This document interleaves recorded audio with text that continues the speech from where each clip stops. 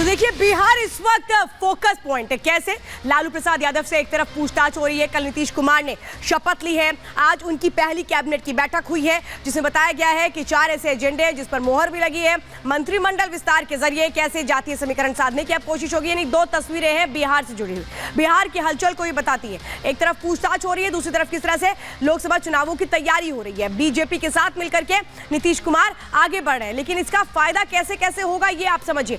BJP ने सीधे सीधे नीतीश कुमार की एंट्री करवा करके गठबंधन करके क्लीन स्वीप की तैयारी कर ली है। यानी 4 उखाने चित्त कर दिए जाएंगे विपक्षी पार्टियों को, चाहे वो बिहार में आरजेडी हो या कांग्रेस हो। कैसे सब कुछ 4 उखाने चित्त करने की तैयारी है। बीजेपी का एजेंडा सीधे सीधे क्लीन स्वीप का है। 24 में कल शपथ ग्रहण बिना देरी के आज पहली कैबिनेट की बैठक हो जाती है। कैबिनेट बैठक में यह कहा जा रहा है कि कई अहम फैसले बिहार को लेकर के लिए गए हैं। बजट सत्र जो 5 फरवरी को पहले से डिसाइड था, इसको अब आगे बढ़ा दिया गया है। पहले मंत्रिमंडल का विस्तार होगा, उसके बाद बजट सत्र होगा। मंत्रिमंडल में माना जा रहा है कि महिलाओं को बड़ी भागीदारी दी जा सकती है, तो ब्राह्मण और मुस्लिम विधायक बन सकते हैं मंत्री। यानी ये फैक्टर भी कैसे जोड़ा जाएगा, जातिगत समीकरणों का पूरा ख्याल मंत्रिमंडल में रखा जा रहा है। बीजेपी सोशल इंजीनियरिंग पर खास तौर पर ध्यान दे रही है। विभागों के बंटवारे के बाद आगे की रणनीति बनेगी कि कैसे अब आगे बढ़ना है। चुनावों को लेकर जातीय फैक्टर को साधने की पूरी कोशिश की जा रही है, उसी जरिए जो मंत्रिमंडल विस्तार किया जाएगा। अब चलिए सर मैं आपको और एक जानकारी देती हूं, क्योंकि बिहार में सीधे सीधे एक तरह से कहें कि ये कहा जाता है कि जो जातिगत समीकरणों को साध लेता है उसी के हाथ सत्ता लगती है, और लोकसभा चुनावों में ये कहे कि उसी के हाथों बहुत बड़ी सीटें भी आती हैं। आप ये समझिए जो फ्यूचर रोड मैप है बीजेपी का वो क्या कहता है, यानी चुनावों के लिए जो रोड मैप तैयार किया गया है। बिहार में गठबंधन से बीजेपी को फायदा होगा, इसीलिए ये गठबंधन किया गया है। यानी नीतीश कुमार के साथ जो बीजेपी अब आगे बढ़ने के फैसले को कर चुकी है, इसके पीछे की रणनीति यही है कि इसका फायदा सीधे सीधे लोकसभा चुनावों में मिलता नजर आ रहा है। मंत्रिमंडल में भूमिहार, कोयरी, कहार समीकरणों को साधा जा सकता है। भूमिहार समुदाय को साधने की कोशिश मंत्रिमंडल विस्तार के जरिए होगी। तो विजय सिन्हा भूमिहार समुदाय से आते हैं और सीधे कहें कि वो वोट जो 4% का है ओबीसी आबादी को, उसको साधने की भी कोशिश की जाएगी।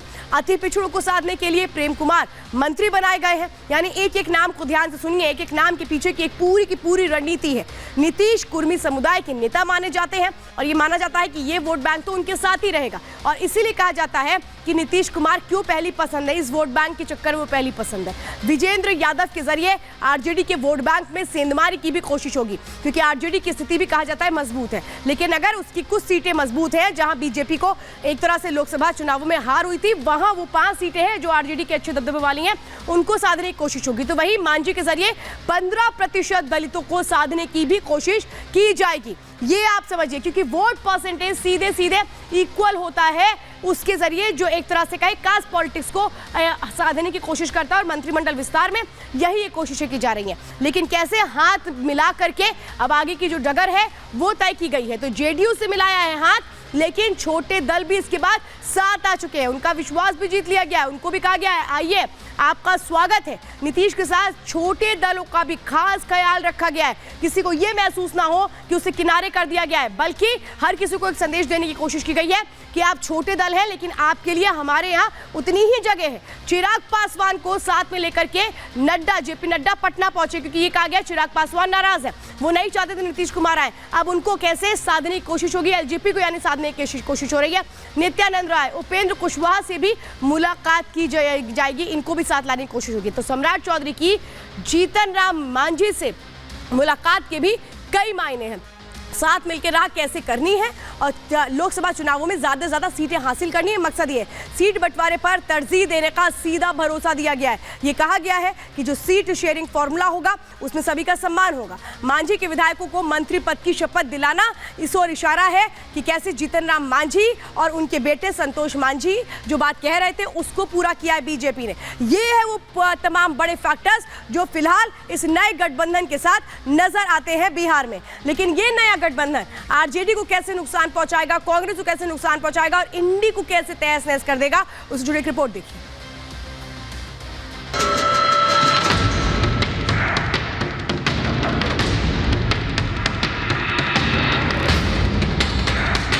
लोकसभा चुनाव से ठीक पहले बिहार में सियासी समीकरण बदल गए हैं। नीतीश कुमार के यू टर्न से जहां इंडी गठबंधन का टूटना लगभग तय हो गया है, वहीं बिहार में बीजेपी की ताकत दुगनी हो गई है। नीतीश ने सियासी पाला क्या बदला? बिहार की सत्ता का समीकरण ही बदल गया, साथ ही बदल गया है लोकसभा चुनाव का गेम प्लान। जिस नीतीश कुमार ने पूरे विपक्ष को संगठित करके इंडी गठबंधन तैयार किया, उसी के खिलाफ लोकसभा चुनाव में हुंकार भरेंगे। गठबंधन का प्रमुख चेहरा रहे नीतीश के बदल जाने से बिहार में विपक्ष की कमर टूट सी गई है। बीजेपी के खिलाफ मजबूत विपक्ष की जो धारणा बन रही थी, उसे गहरा आघात पहुंचा है। इसके लिए जेडीयू कांग्रेस को जिम्मेदार ठहरा रही है। ये जो घटक दल हैं, ये कांग्रेस पार्टी से लड़कर के ही अस्तित्व में आए हैं, लिहाजा कांग्रेस पार्टी इनको कमजोर भी करना चाहती थी। उसी से खिन्न और क्षुब्ध होकर के, यद्यपि हम संस्थापक सदस्य हैं, हमने उससे नाता तोड़ा।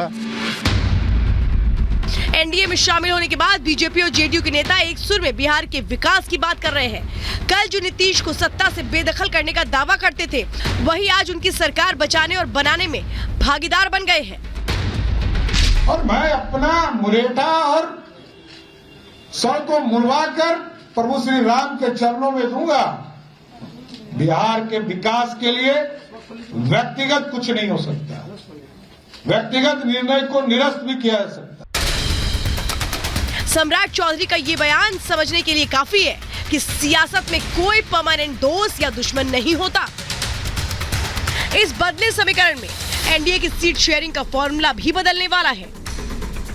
एनडीए में पहले बीजेपी, एलजेपी, एचएएम और कुशवाहा की पार्टी के बीच सीट बंटनी थी, लेकिन अब नीतीश के आ जाने से सीटों का एक बड़ा हिस्सा जेडीयू भी लेगी। 2019 के लोकसभा चुनाव में बीजेपी, जेडीयू, एलजेपी मिलकर लड़ी थी, जिसमें बीजेपी 17, जेडीयू 17 और एलजेपी ने 6 सीटों पर चुनाव लड़ा था। लेकिन इस बार बीजेपी को अपने पुराने साथियों का ध्यान भी रखना होगा। बीजेपी और जेडीयू के हाथ मिलाने से जातीय वोट बैंक के समीकरण भी बदल गए हैं। यही वजह है कि सीएम नीतीश के साथ साथ अलग अलग जातियों के 8 मंत्रियों ने शपथ ली। कैबिनेट के इन चेहरों के दम पर ही बीजेपी अपनी सोशल इंजीनियरिंग को सेट करने में जुटी है। सवर्ण वोटर्स पर दबदबा रखने वाली बीजेपी नीतीश के साथ मिलकर उस वोट बैंक को भी साधने में कामयाब हो जाएगी, जो अब तक उसकी पहुंच से दूर था। आज की कैबिनेट बैठक के बाद माना जा रहा है कि जल्द ही बिहार में मंत्रिमंडल विस्तार किया जाएगा, जिसके जरिए एनडीए आरजेडी के परंपरागत वोट बैंक में सेंधमारी की कोशिश करेगी। साथ ही कैबिनेट में महिलाओं को भागीदारी देकर आधी आबादी को साधने की कोशिश की जाएगी। Bureau report, Republic Bharat. तो चलिए, बात तो हमने बिहार की सियासत की कर ली और आज की दूसरी सबसे बड़ी खबर की बात करते हैं। आपको पता है, बस 7 कदम और है जिसके बाद सीए लागू हो जाएगा और इसके जो प्रूफ है वो आज मिल चुके हैं। बस 7 दिनों का इंतजार करिए और इसी हफ्ते में वो बड़ा फैसला, वो बड़ा एक तरह से काम जिसका इंतजार किया जा रहा था, वो लागू होने वाला है। याद आपको 2019 में अमित शाह ने जब सीए को पेश किया था, पारित कराया गया था सदन से, तो ये कहा था कि किस तरह से ये जरूरी है और उस वक्त क्या कहा गया था और ठीक 1 महीने पहले क्या कुछ कह रहे थे अमित शाह, सुनिए जरा। इस गरिमामय सदन के सामने एक ऐतिहासिक बिल लेकर उपस्थित हुआ। मान्यवर, इस बिल के जो प्रावधान है वो लाखों करोड़ों लोग जो कई सालों से यातना का जीवन जी रहे हैं, नर्क की यातना का जीवन जी रहे हैं, उन सबको एक नई आशा की किरण दिखाने वाला ये बिल है। महोदय, मैं प्रस्ताव करता हूं कि नागरिकता अधिनियम 1955 का और संशोधन करने वाले विधेयक पर लोकसभा द्वारा पारित रूप में विचार किया जाए। ममता दीदी, सीएए देश का कानून है, इसको कोई रोक नहीं सकता और हम सीएए को लागू कर रहे हैं।